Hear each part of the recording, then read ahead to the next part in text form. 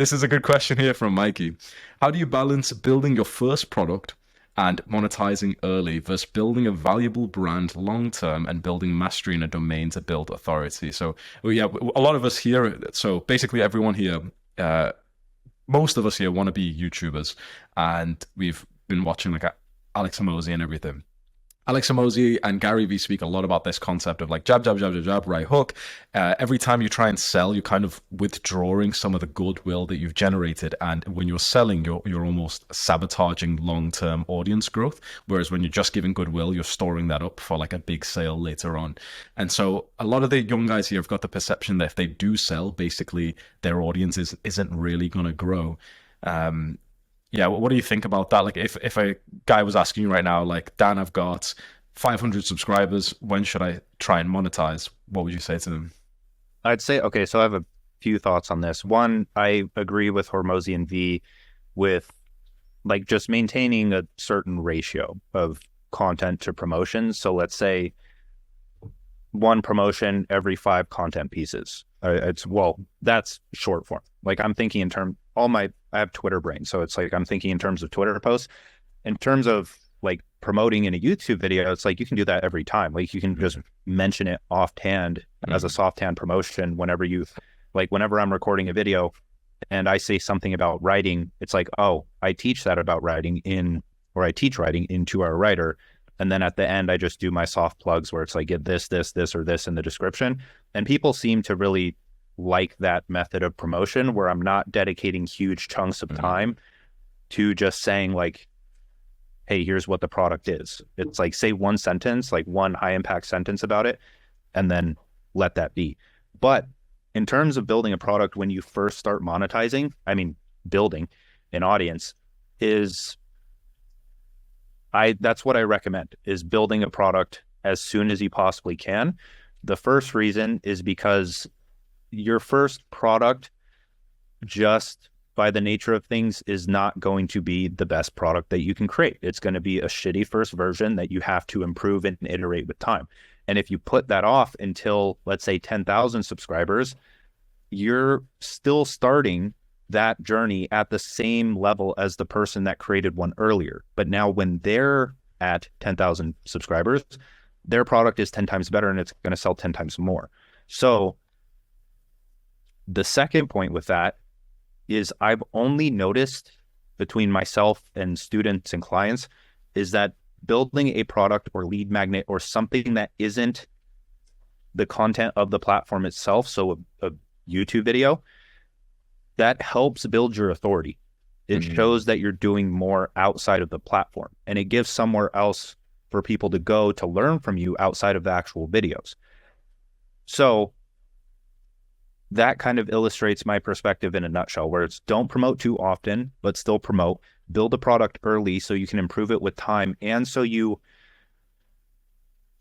once you have the product out, I feel like only then you can have the idea for the next one or a better one. It's the same thing with what we kind of discussed earlier, where if you haven't solved the quote unquote low level problems in your life, like going to the gym, Maslow's hierarchy of needs, your mind won't let you see the opportunities beyond that. Like you won't give a shit about spirituality or any of this like high level philosophy stuff, because your mind wants you to solve these problems. And so in the same way, if we consider the problems that you solve or the goals that you achieve as something that you help someone else solve and achieve, that's your first product.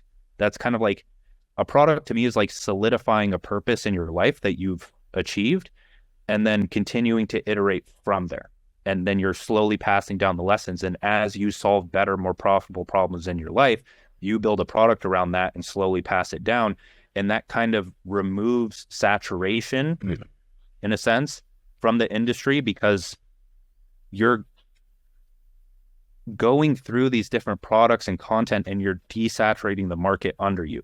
So like I've sold like 5 different products that I don't sell anymore, like web design, freelancing, etc., because I've moved on.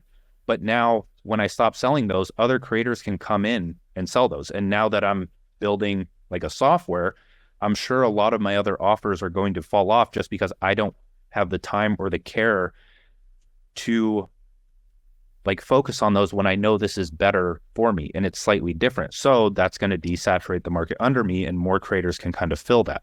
Mm. Yeah, you know that reminds me of this time for me in summer 2021. I I'm broke as fuck. So I was doing coaching earlier that year and I was up to like $2,000 a month. But as I'm remembering that, I'm looking over at my bank balance and realizing that I'm eligible for government welfare again, even though I've got like 1,000 subscribers. I've been a full-time entrepreneur for a year. But in the secret, I have like this secret special attack. I've been working on this online course on building your dream body. And I've got like I don't know, 1,000 subscribers. I'm going to try and sell it for like $97. And my idea was like, in the pre-sale, if I sell like one or two, that's awesome. And I've made more money than I have in a little while. So at least I can eat. And I finished this course, or sorry, like I'm almost finishing this course. I've got about 90% of the modules done. And I go onto YouTube and I see that right here, right now, my channel's blowing up. And the video that's blowing up the channel just so happens to be on the same topic that I've been working on this course with.